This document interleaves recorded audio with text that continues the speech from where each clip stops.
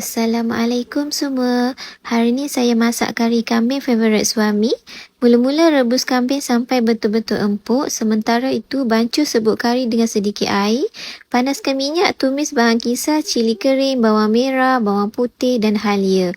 Masukkan juga bunga cengkeh, kayu manis dan daun kari. Kacau sampai naik bau dan pecah minyak. Kemudian masukkan pes serbuk kari yang dibancuh.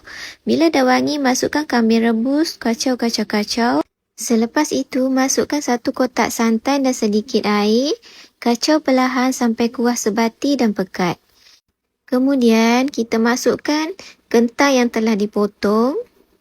Kita masukkan pula kerisik untuk jadikan kuah lebih berlemak. Kacau perlahan. Bila dah masak, tutup api dan biarkan sejuk sedikit.